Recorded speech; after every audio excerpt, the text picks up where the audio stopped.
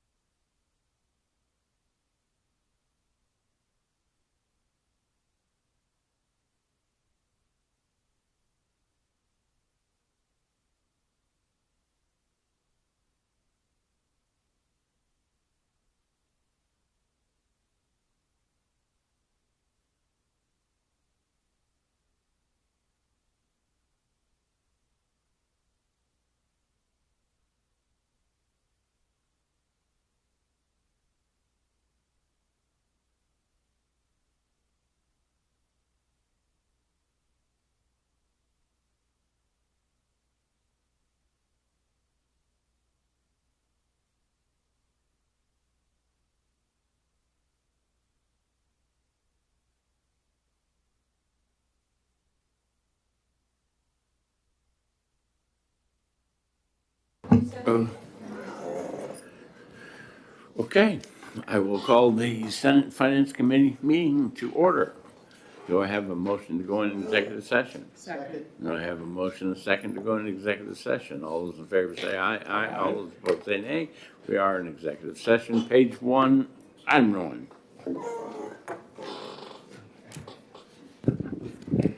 Page 1 is Amendment 1969, and it deletes sections 267 to 279 relative to renaming the Division of Enforcement and License to the Division of Licensing. In section. Move to approve. Second. Have a motion and a second to approve. Further discussion? All those in favor say aye. Aye. All those opposed say nay. The ayes have it. 2. Number 2 restores funding to the Liquor Enforcement Commission. Mr. Chair, Senator Lang. if I could have some time, I want to work with the agency, see if there's any way to get that number down. I do think we need to restore these positions, but I also want to see if there's a way of getting this number a little bit lower, knowing that every time we add money to what we're spending, we either have to find revenue somewhere else or delete spending from somewhere else. So I'd just like some time to do that. Ask to put it on hold. Anyone else want to talk before we put it on hold? Okay, moving on to page 2. Business and Economic Affairs. Well, we'll let her talk. Number 1 is a request from Commissioner Caswell, and it's restoring the positions to the Welcome Center. The House restored this in the budget, but they missed deleting the sections out in HB1. Senator Pearl moves the item. Second, Oh, you can give it to her. no, you beat her. You were just that far ahead of her. I'll get her on the next one. Any further discussion? All those in favor say aye. Aye. All those opposed say nay. The ayes have it. 2, the first 2. The first 2 continues funding position 9T3356. It was established in 25, and the department received additional federal funding for 26 and 27. Move to approve? Second. Senator Lang, Senator Birdsall. Any further discussion? Seeing none, all those in favor say aye. Aye. Now, we did discuss the 2 2s, and that I was perfectly happy with 2 2s. You know, so, The second 2. This is an amendment request from Commissioner Caswell. It's extending the Housing Champion designation and grant program to have it extend the lapse from 2025 to 2026. This was put in the governor's budget and was removed in the House's budget. Second. Senator Rosenwald.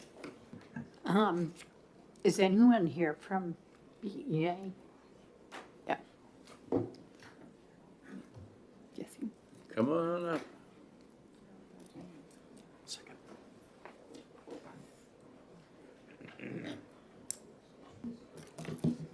Good morning, Kathy Frederickson, Director of Finance, Business and Economic Affairs. Yeah, thank you.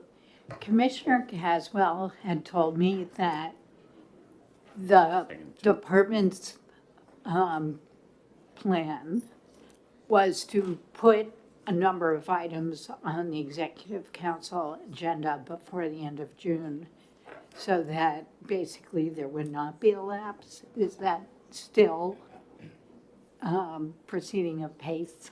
Yes, that's correct. The plan is to have all of the funding for approval on the 6/4 Governor and Council meeting. So this is just in case we Just have in any case. issues at that time. Yes. Okay, thank you. Further discussion? All those in favor say aye. Aye. All those opposed say nay. Ayes have it. 3.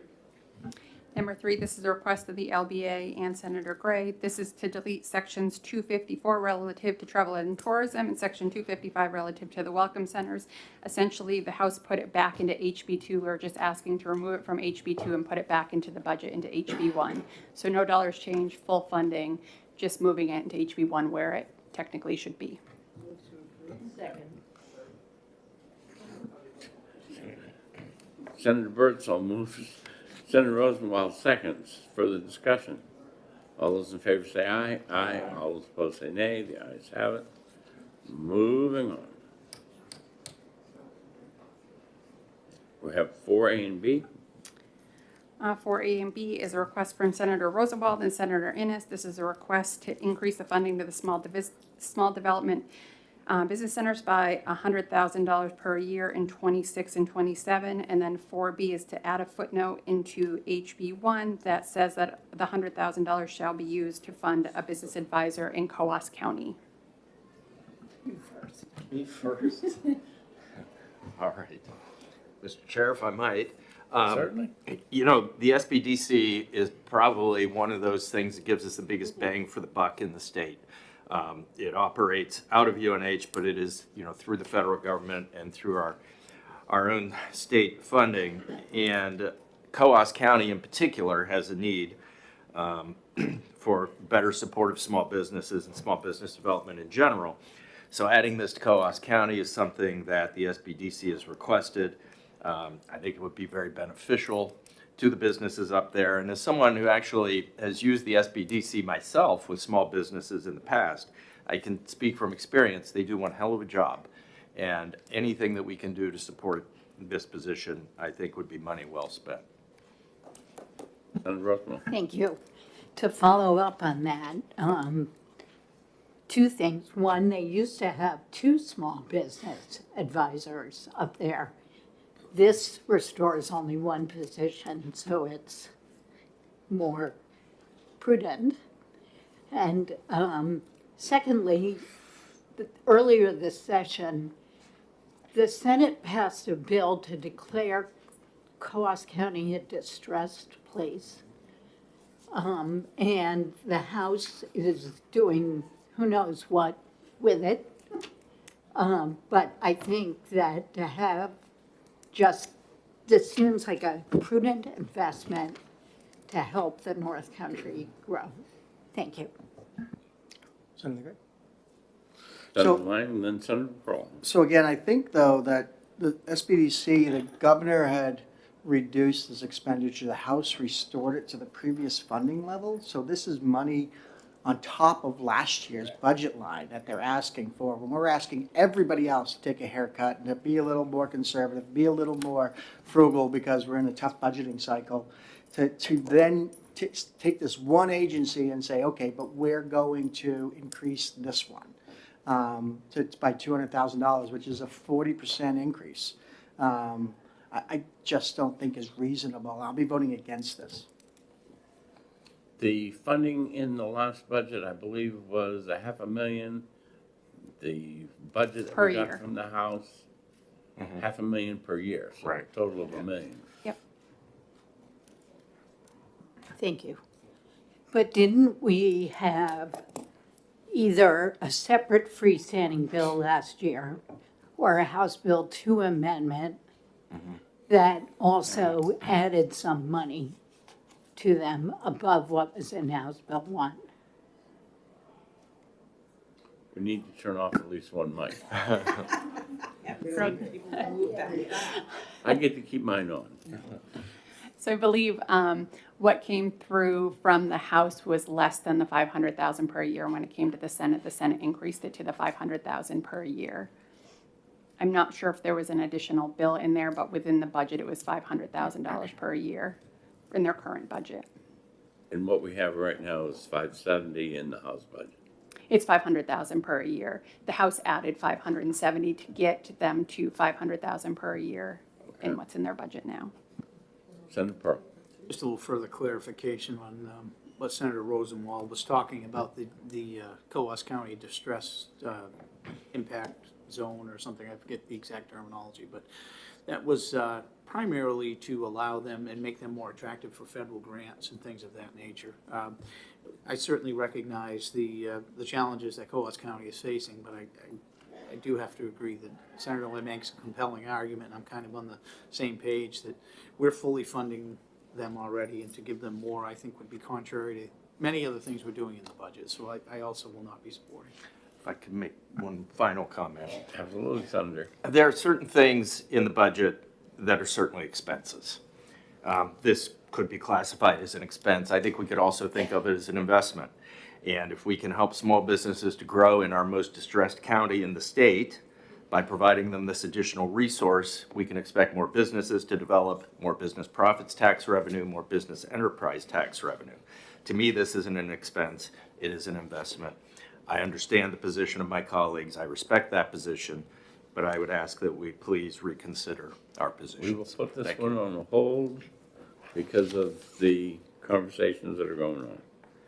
All right, 5. Number 5 is a request from Senator Rosenwald and Senator Waters. It's a HB1 change request to restore the targeted block grants of $100,000 per year that was taken out in the House's budget. If I may, Senator Waters. Mr.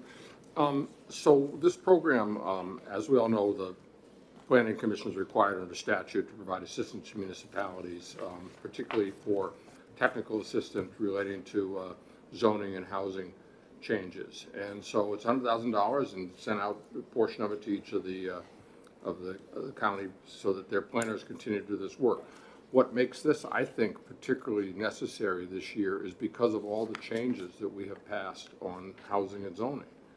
And the small communities, they just don't have the technical support. If they went out to get it, it would cost a whole lot more. This is effective. They estimate that for every dollar they have, they generate $5 or $6 in development that can go forward because the zoning and housing codes they've done what they needed to do, and so they're able to work with developers. So a small amount to restore this cut, but it's again, I think given what we have done on housing this session, we've put a lot of work on these municipalities, and this is the technical assistance that they can get, and otherwise I think it'd be very hard for them to accomplish the housing needs that we have instructed them to do. Thank you. With all that said, it's still $200,000. Fifth of a million. Okay? We don't have a motion? Yeah? All right, the standing thing is to remove it from the list. Is there any objections? Okay, we'll take a vote. All those in favor of taking this off of the list, say aye. Aye. All those opposed, say nay. Okay, thank you. 2, 4, 6, 2. Page 3. Number 6 is a request from Senator Rosenwald, Amendment 2041S, which is appropriating $5 million per year in 26 and 27 for the Housing Champion Designation and Grant Program Fund. Senator Rosenwald. Hit your button. This is an incredibly effective new program. If we want to encourage the housing that we've passed all these bills to allow, there needs to be infrastructure. There was only $5 million put into it from the beginning. That money is basically all going to be gone by the end of June. This would replenish it. I think with housing, the number one need identified by Granite Staters, this budget should have some new money for housing. It's a popular program. 18 municipalities have already used it, and so I hope we'll adopt it. Senator. So, Mr. Chair, I'll call his attention back to number 22 on the list on page 2. Again, we extended the fund lapse to, and there is money currently in that budget, in that line, to allow the program to continue. However, again, we're talking about increased spending and revenue fights and where we want to spend our money. And I think we gave them the money to be able to continue by extending the lapse to allow them to keep the money that we had in the previous biennium had already allocated.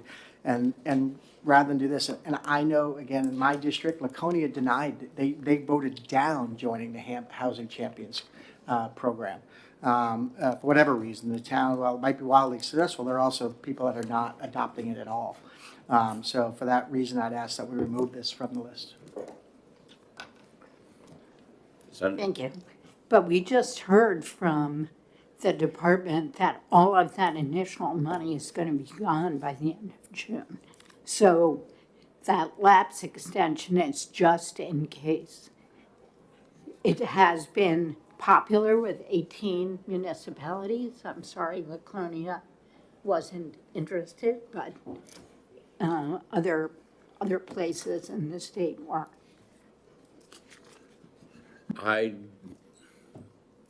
In Rochester, we are a member, okay? I think that, part of this is important. but I also look at the rest of it. Right now, I can't support $10 million because of the other things that I know I have to cut to get there. And if there's money that we can figure out at the end, we can still move things around. But personally, I do support taking this off of the list. Okay, it sounds like I should have a vote on this one. All those in favor of taking it off the list, say aye. Aye. All those opposed, say nay. Nay. And the ayes have it. 7. Number 7 is a request from Senator Innes, Amendment 1775S, establishing a committee to study the creation of the New Hampshire Office of Film and Creative Media. This is a great idea. Mr. Chair, I will move this, but I want to do a committee amendment and make it only one senator on. One senator? I'm in. I'm happy to serve. And Are we allowed to name the senator in the committee amendment? I think that I there love my was, colleagues. there was, Tim, I have a note. there was a suggestion that it be the 2025 Chair of Commerce. Yes. But we won't put that in the bill. So we have a committee amendment. Does everyone understand what we're going to be voting on? The amendment as amended by the committee. All those in favor say aye. Aye. All those opposed say nay. The ayes have it. And noted that Senator Innes did vote for that. So noted, Mr. Chair. Number 8. Number 8 is a request from Senator Birdsall. It's Amendment 2122S. It appropriates $20,000 to the New Hampshire Ireland Trade Council. Thank you, Mr. Senator Chair. Purcell. Just as the Senate Bill 317 from a year or two ago said that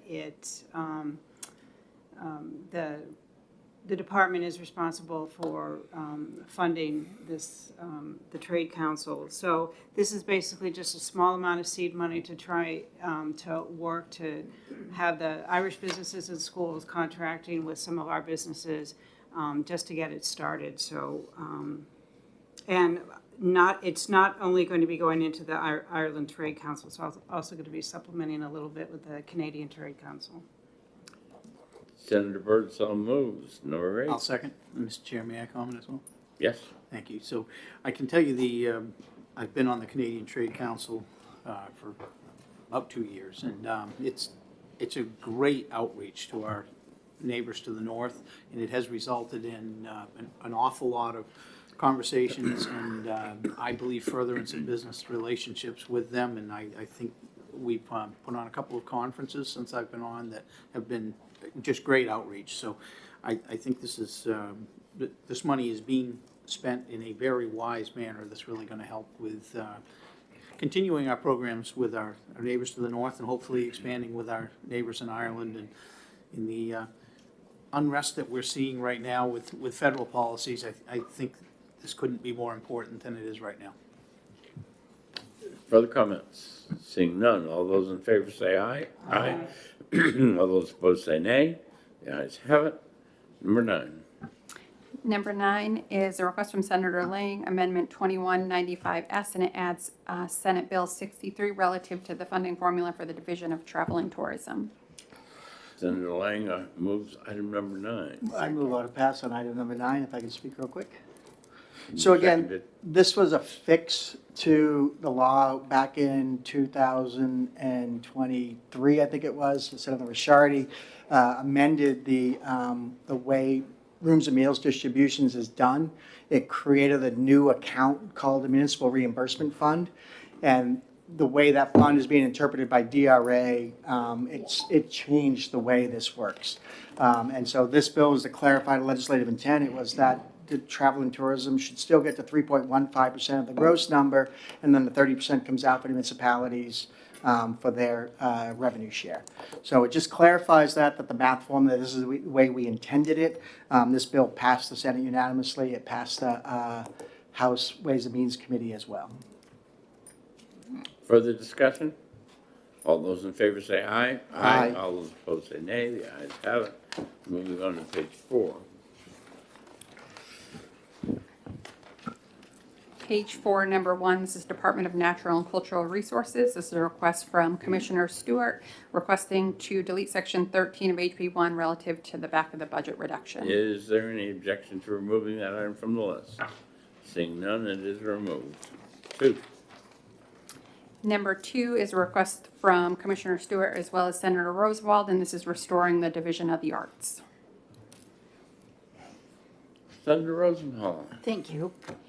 I think the arts help drive the economy.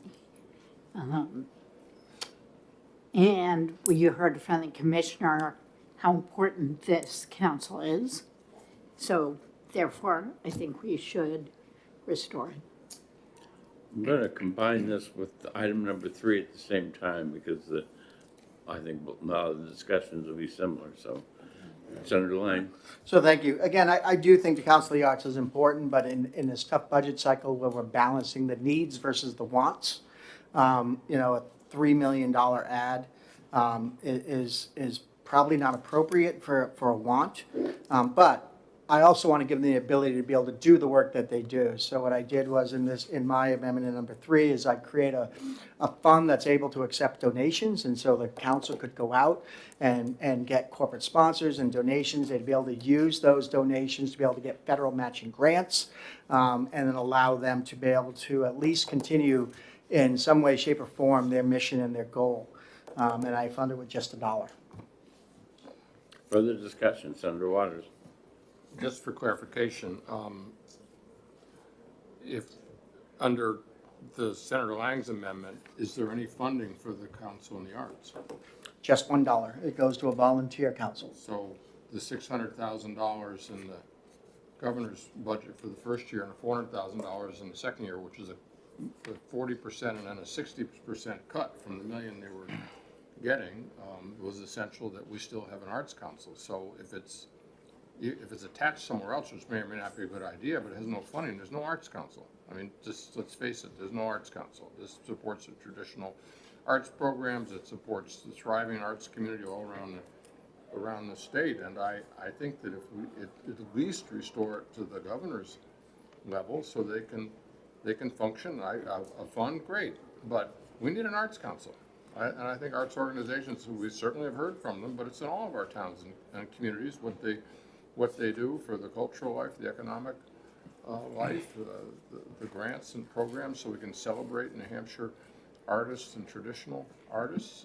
These are just so deeply woven into the fabric of the state and always have been, and something that helps define our identity. So, the governor supported it, gave it a big haircut, but recognized the need for this. So I just think that I hope we can find some funding for the Arts Council and keep it going. Mr. Chair, if I might, Senator Ennis. I agree with the comments that I've heard from my colleagues, and I anticipate supporting this amendment. Which? There's There's two, one funding at 100% and another one. There's 2 and 3, okay. All right. 2. So again, Mr. Chair, again, I just think that this should be a voluntary council. People want to work on the arts, they can work on the arts, they can find funding sources on their own. They can use those funding sources with basically as a state, as a political subdivision to be able to get those federal grants that might be available for the arts. There's a way for them to be able to continue to do their job, but it should, again, like everything else, we have lots of councils that are all voluntary, that we don't pay the members to be on. We don't pay for administrative support staff. They're voluntary councils, and I think that, again, while I believe in this council and I want to give them a way to do it and not repeal it outright, I think this is the way to do it, allow it next year, next budget cycle, the revenue systems change and they can afford to fund it with state dollars, we can come and do that. All right. As of now, I don't have any motions. Move to approve item number 3.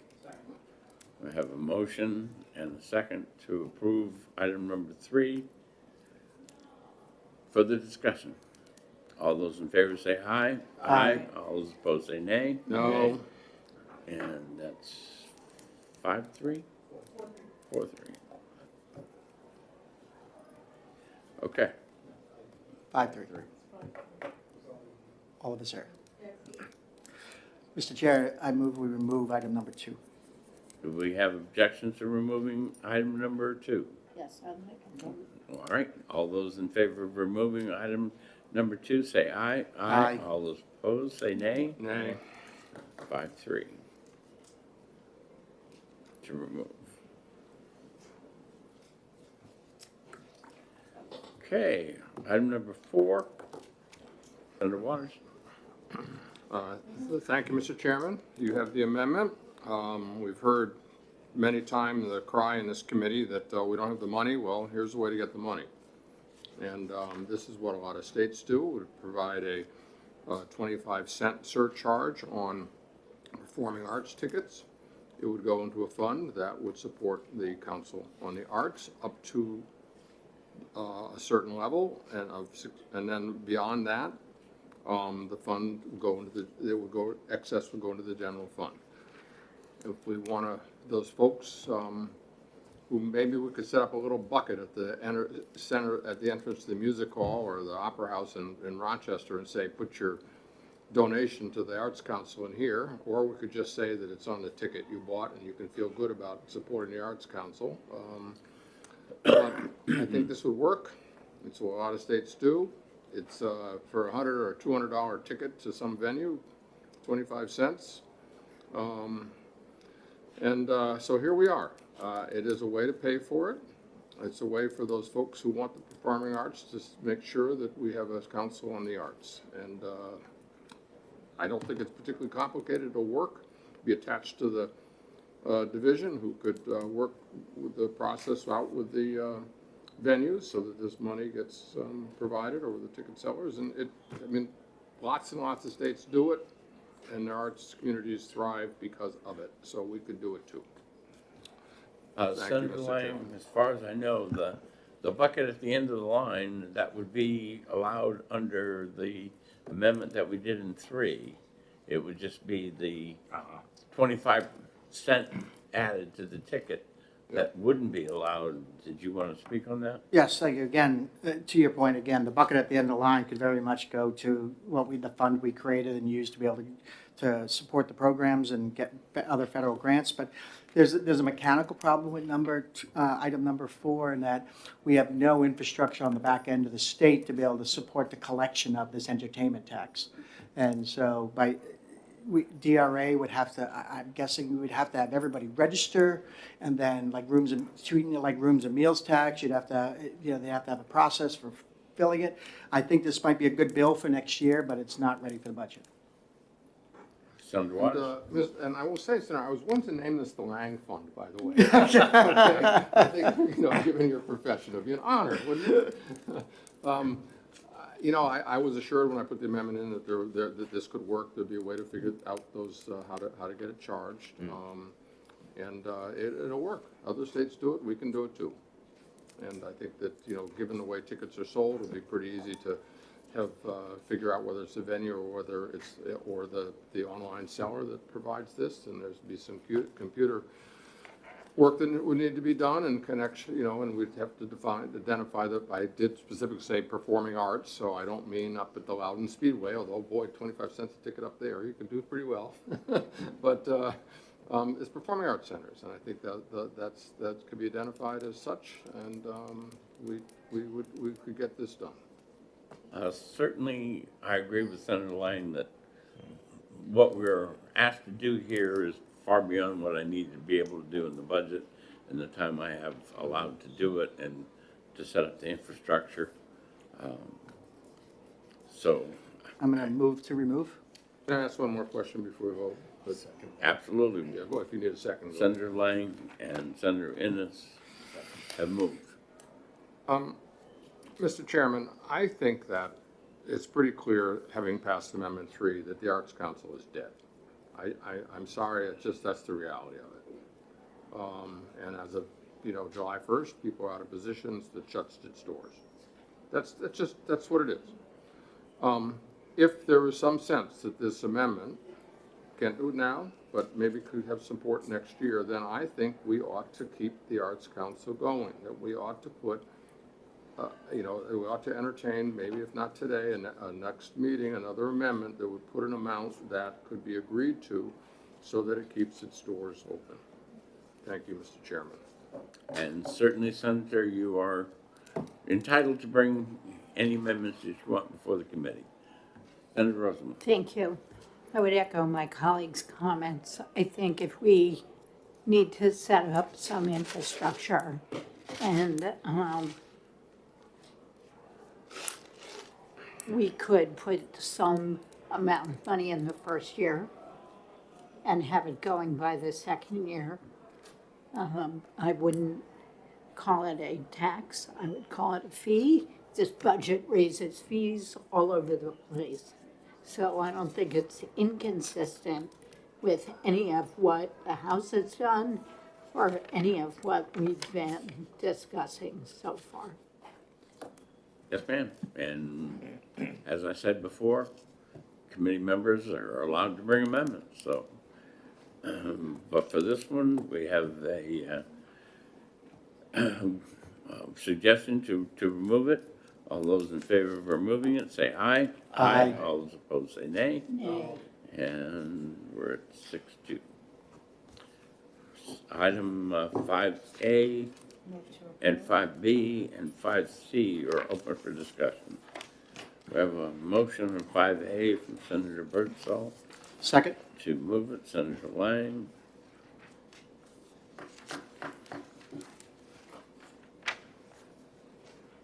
Discussion? All those in favor say aye. Aye. All those opposed say nay.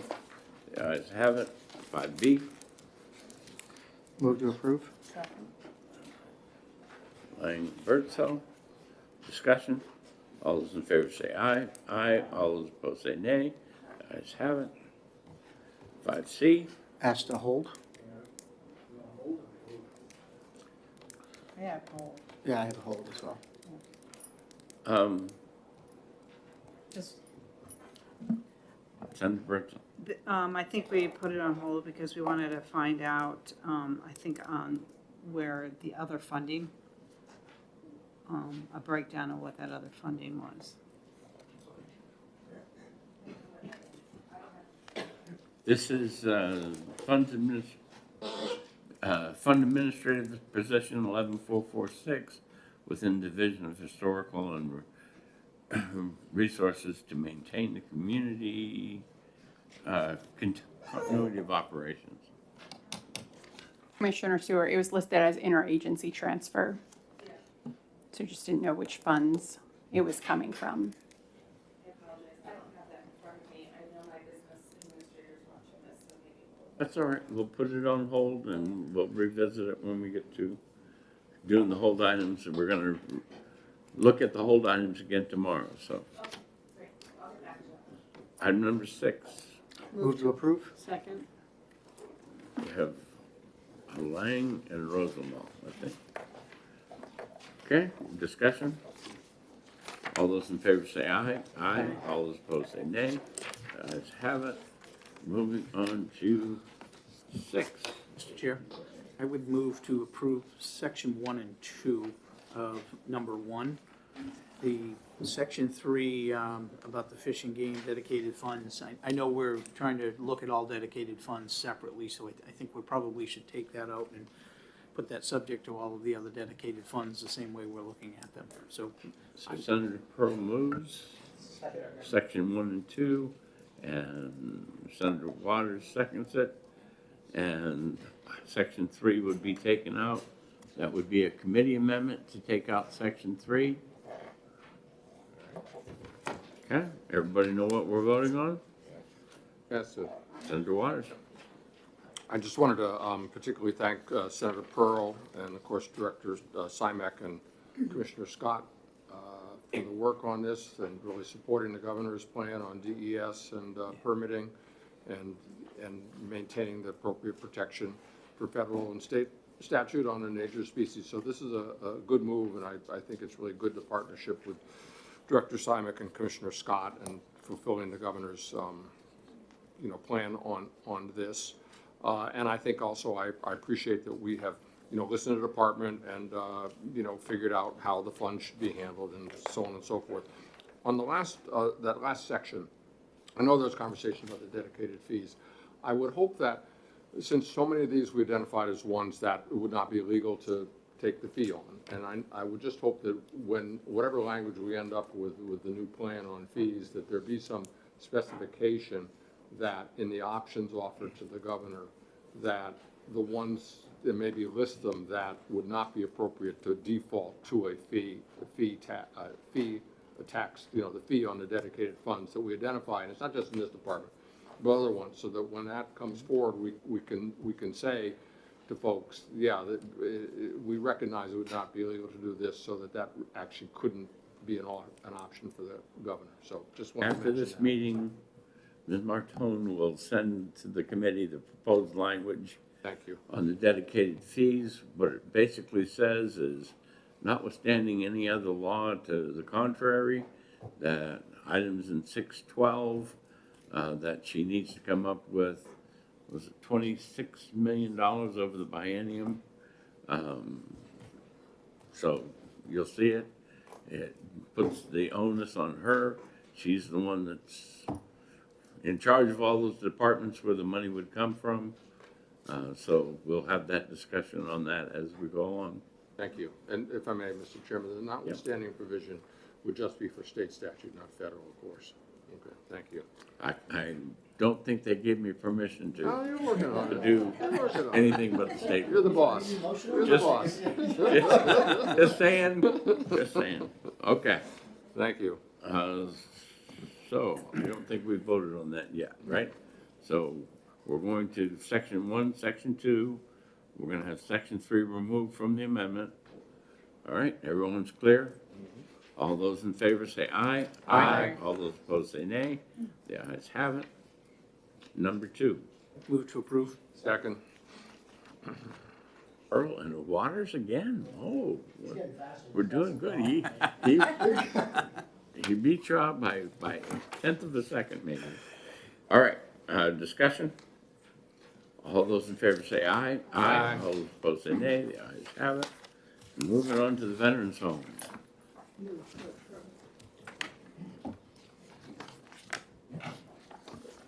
Good afternoon, 1 minute after. For the record, Kim McKay, Commandant, New Hampshire Veterans Home. All right. I know that Senator Rosenwald moved to approve. I don't hear a second, so, okay.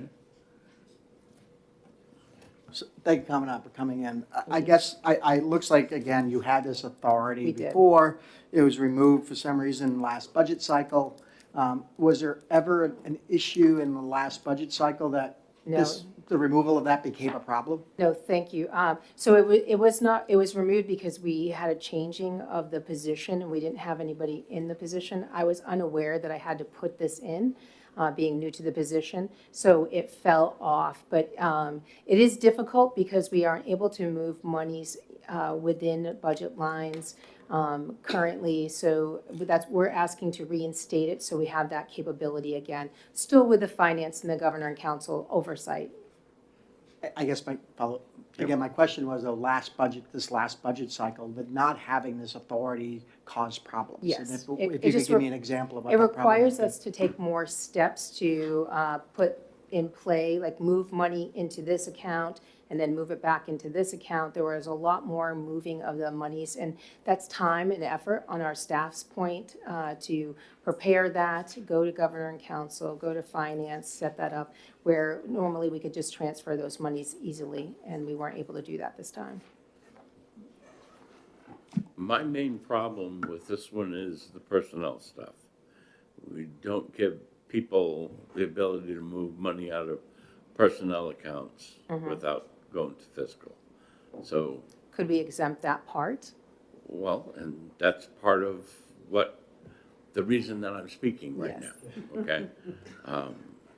That unless we were to do that, I would not be able to support this item the way it is.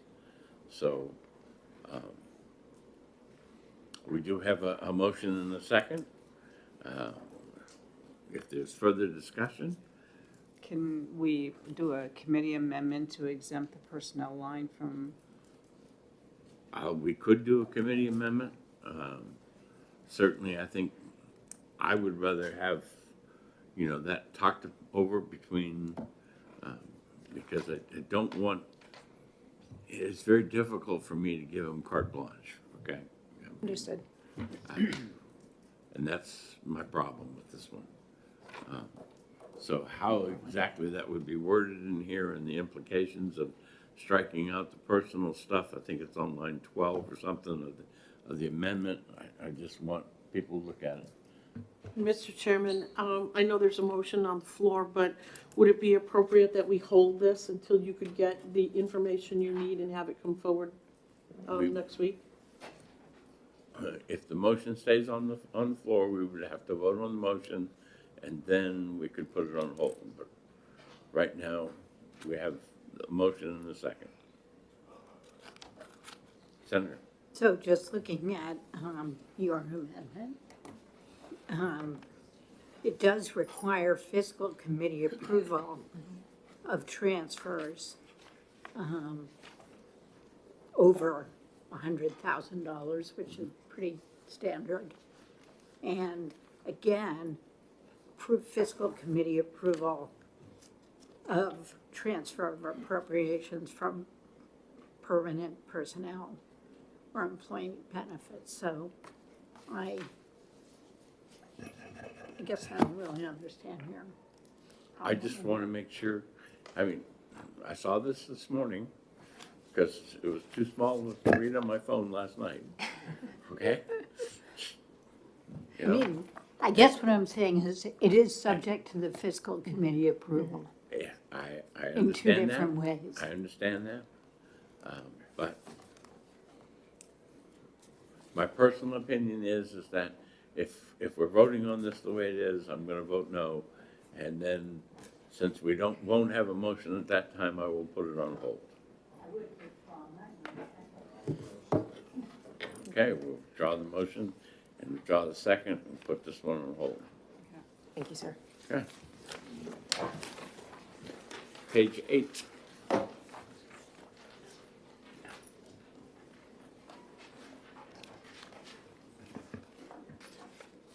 So page 8 is Community College System of New Hampshire.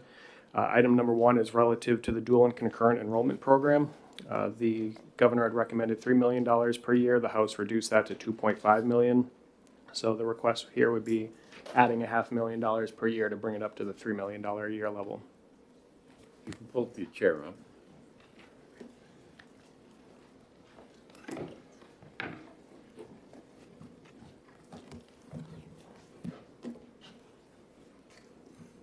Senator Waters, did you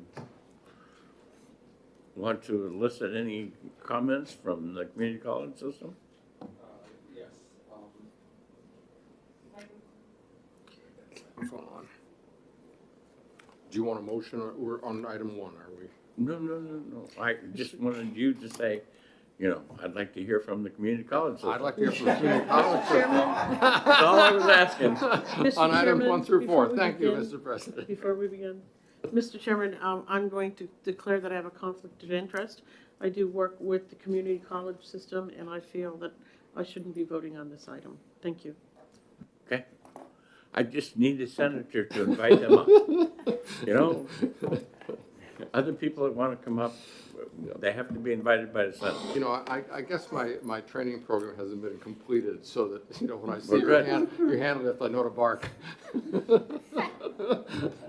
Senator Waters would like to hear from you. Yes, please. Mark Rubenstein, Chancellor for the Community College System, joined by Executive Director Reed. Our first responsibility is to advocate for the work that we do. And in preparing a budget for the governor, we did that, following guidelines we were given, which was to present what is essentially a flat budget and then some priorities beyond that. And the governor was gracious enough to support those requests.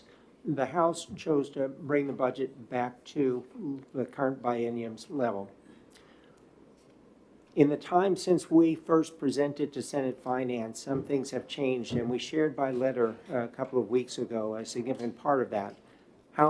U.S. Congress House Education and Workforce Committee has proposed some changes to federal financial aid most impactful for community college system is change to eligibility for Pell Grant funding.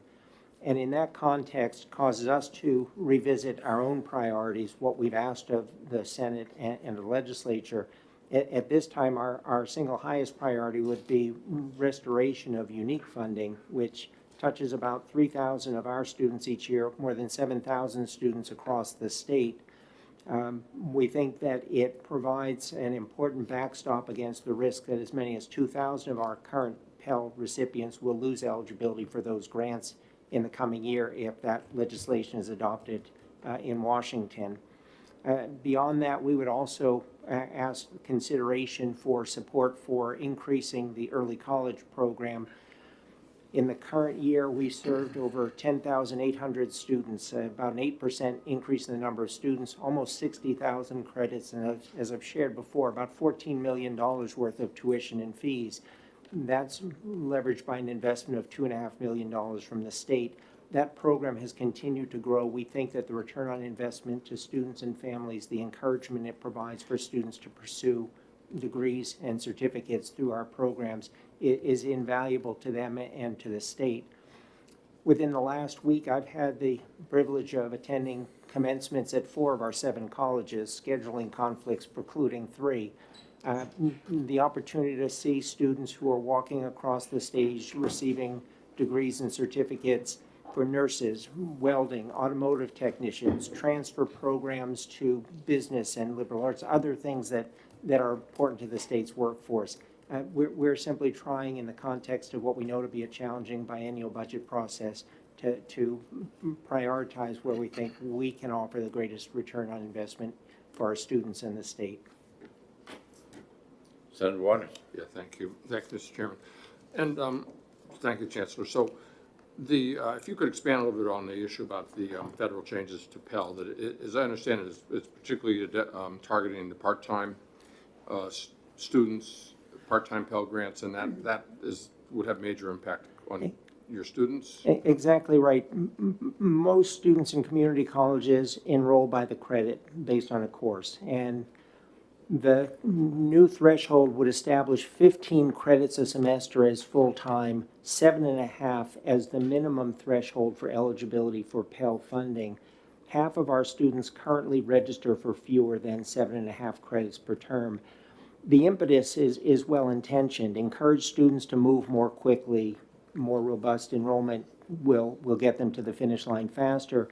But a lot of our students don't do this by choice. They do it because they have obligations to family, they have obligations to work and employers.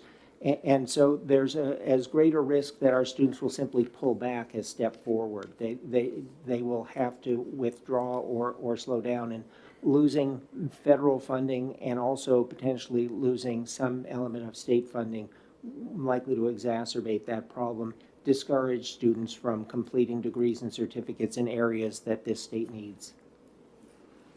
If I may ask one more. So on the dual concurrent enrollment program, I mean, I know it averages out about a $2 million hit to your budget, right? There's about a $2 million total reduction in your budget per year from the House plan. Correct. So that's a pretty substantial haircut. But on this particular dual concurrent enrollment program, the benefit of this is that it can potentially reduce the costs of students. You know, they may have completed a substantial amount of credits in their high school years, so that when they come into this program, that they have less tuition to pay to complete their degree. Correct.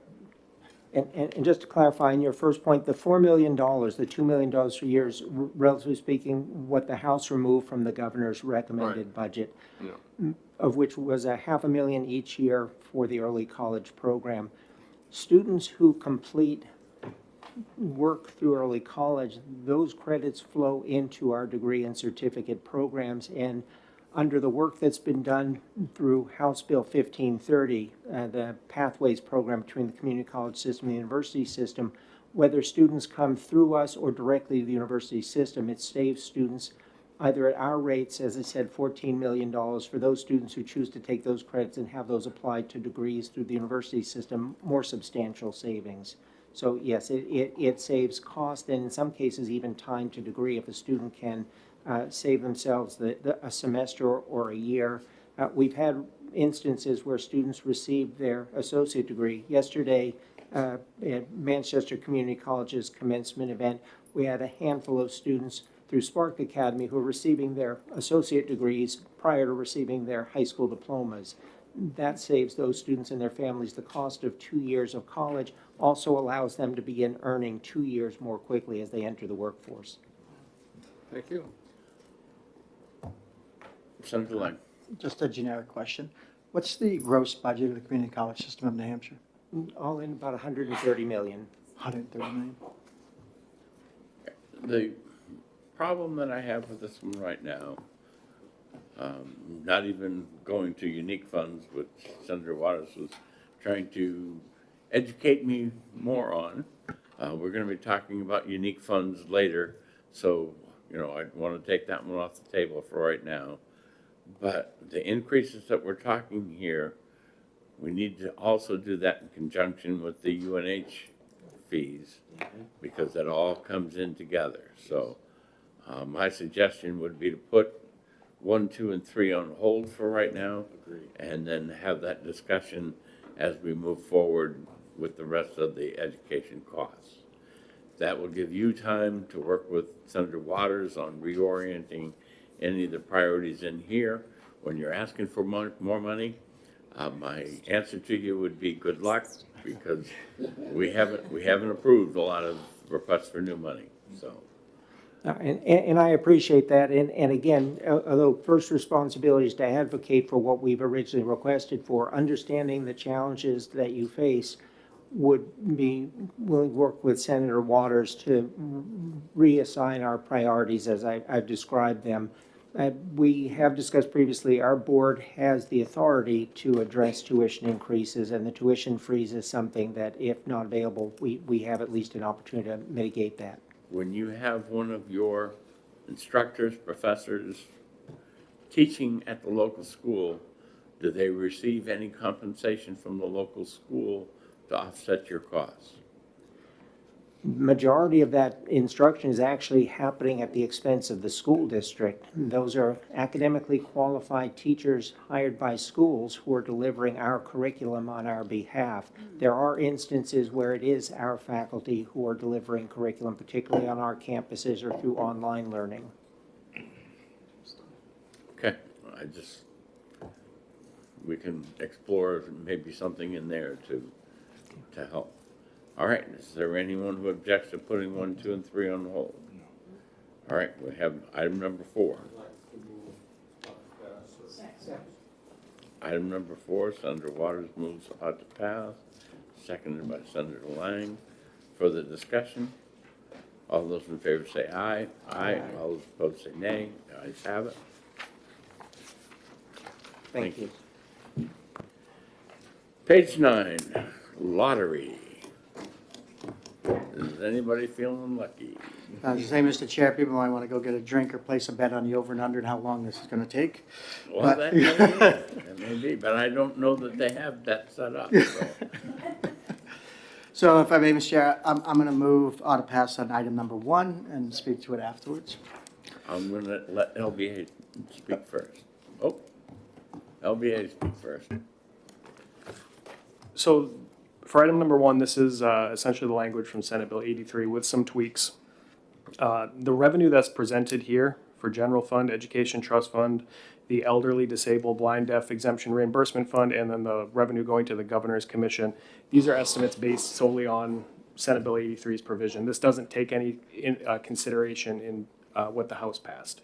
So we will do all that math behind the scenes. The surplus statement will reflect revenue from what you do for gaming, and will obviously reduce what the House had passed, because you're superseding that plan. As written, it's all told a lot less actually in VLT revenue than what the House passed, but there's a different assumption with HHR we'll get to. I can answer any questions specific to these that you have. We'll see if we go along. Okay. Right now, we're going to recognize Senator Lang. I didn't copy down who seconded. Senator Pearl seconded. Go ahead, Senator Lynn. So probably there are a couple of changes to this from Senate Bill 83. The first one was the idea of how we deal with responsible gaming.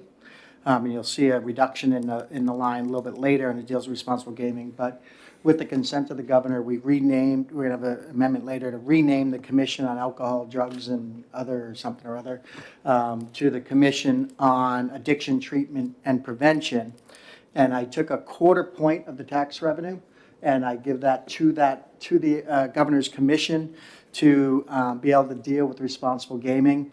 We were previously funding it at $500,000. With this new change, it'll be $1 million. Recognizing we're doing some expanded gaming here, may need some expanded services. Other than that, this is Senate Bill 83 as presented, and it replaces the House position with the Senate position. The House position had some things like, they had a lower tax rate than the Senate. They had 24-hour gaming as an option for municipalities in there, which I took out with my wipe and replace amendment. It had those kind of things. But again, this is Senate Bill 83 that we've already previously voted on. Further discussion? One other thing that was changed, you'll notice the revenues upticked from 81 million, which was our preliminary revenue number, to 86 million. And the reason for that is after working with lottery, there's a figure they use for calculating revenue. It's the amount of revenue in a given day that a machine can produce. The original number for VLTs that Executive Director McIntyre put in was $330 per machine per day for legalized slots. He estimates that numbers, in his more aggressive stage, he thinks it's going to be closer to $380 per machine. However, I took a conservative view and I adjusted the original assumptions of $330. I moved them up to $345, $15 increase per day per machine, which is what generates that extra $6 million. Further discussion? Go ahead, Senator. Everybody knows I'm opposed to slot machines, but not going to oppose this because this is a revenue amendment. We will be talking about the 24 hours. It's already out of the bill Okay. with this adoption. Okay, because I have an amendment to remove it, and I would like to speak to it. Senator? No, when she gets to her amendment Oh, on the when she 24 gets- hours, all she right. wants to speak to it. I thought she was trying to amend this. All right. No. Okay, further discussion? Seeing none, all those in favor say aye. Aye. All those opposed say nay. The ayes have it. Item number 2. So item number 2 is the same adjustment. Again, in talking to Executive Director McIntyre, they originally, for the purposes of their budget back in last year, we assumed $230 per day per HHR machine, which is different than slots. An HHR machine, however, after looking at the numbers are coming in closer to $260 per day. I split the difference to be conservative, and I upped the daily number to $245 from $230, and that produces an $8.7 million uptick in revenue. Senator Lang moves. Correct. Seconded by Senator Pearl. Senator Rosenwald. Thank you. So we just did these revenue estimates, like this month. What changed? I just called Charlie for an update. I asked him again, if I may, Mr. Chair, sorry. I talked to the executive director and I asked him, given the revenues we predicted and the revenues that are actually have had more time with HHR and what's going on, he indicated again, like in the case of HHR, the numbers are coming in closer to $280 per day. But I didn't want to be that aggressive because I know we've had some new facilities open, they've had a lot of splash, and it could be a little more aggressive. So I asked Charlie, could I conservatively update the revenue from $230 a day to $245, which I thought was a reasonable upgrade, and he said, yes, I'm confident in that number. If I could. Senator? So he could have come to Ways and Means with a higher number, but he didn't. Why? I can't speak to that, I can only speak to, I followed up with him last week and asked him if it would be comfortable if I raised the slots revenue from $330 to $345, And he said, absolutely. There was no equivocation in the statement. And then when I asked him about HHR as well, and he gave me the 280 number, I asked him if I can go to 245, and he said, absolutely. Those are reasonable, predictable revenue numbers. Okay, thank you. Further discussion on item number 2? Seeing none, all those in favor say aye. Aye. All those opposed say nay. And we're on to 3. So again, we already talked about this. We have $1 million up in item number 1 that is going to be used for responsible gaming programs through the Governor's Commission on Addiction Treatment and Prevention. Therefore, there's no longer needed language that exists within the Lottery Commission. We can take that responsibility away from them, recover those monies.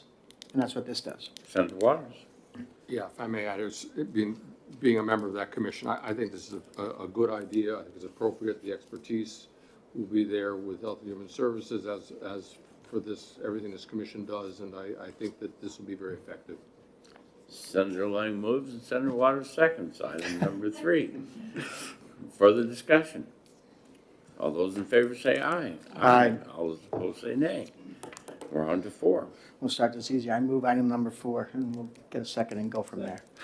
So thank you, Mr. Chair. So this is, again, when we're looking at $86 million increase plus the other $8 million, looking at $94 million plus increase in revenue, it's going to take some more staff to manage that and to manage the regulatory aspects of the expanded gaming. I'm talking to Lottery, these are the 3 positions he needs to manage in order to get that new revenue. Further discussion. All those in favor say aye. Aye. All those opposed say nay. The ayes have it. Moving on to page 10, item number 5. Thank you, Mr. Chair, if I may. So I'm going to move on to pass on item number 5, and if I get a second, I'll speak to it. So thank you. So my conversation with the LBA, in order to book the revenue into the budget so we can spend the money that's in the budget, the adoption of this bill would be necessary. This is a policy that was passed by the House, passed by the Senate, sent to the House, and passed by policy of the House. However, because it's outside the budget process, we can't book the revenue directly unless we put it in the budget. So I am asking that we put this bill into the budget so we can book the $375,000 in new revenue. Comments from LBA and So we would carry on the surplus statement the status of that bill. Senate Bill 60 has passed the House, it's in the Senate, passed the Senate, it's in the House. It was actually amended by the House to tack on some other non-related subject matter to it. A method that's been done in the past by this committee is to just include the language as part of House Bill 2, so that way your budget package has the policy and the revenue, the corresponding revenue accounted for. Senator Waters, Senator Rosenwald, you. No, we liked it in Ways and Means. All right. So we have a motion and a second on item number 5. All those in favor say aye. Aye. All those opposed say nay. Ayes have it.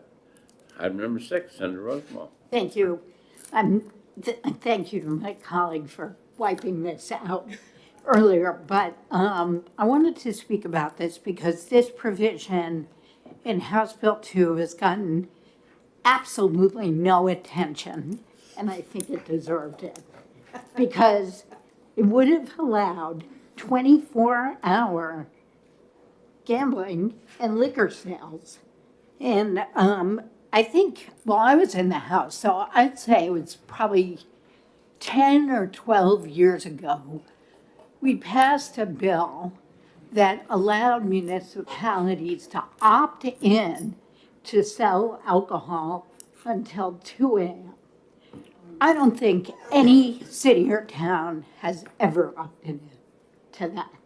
What I also don't like about this provision that is now going to hopefully leave House Bill 2 is that it doesn't give the public a chance to vote on it, just the governing body. And finally, I think it's unfair to bars and restaurants who wouldn't have the same privileges. So I just wanted to speak about this because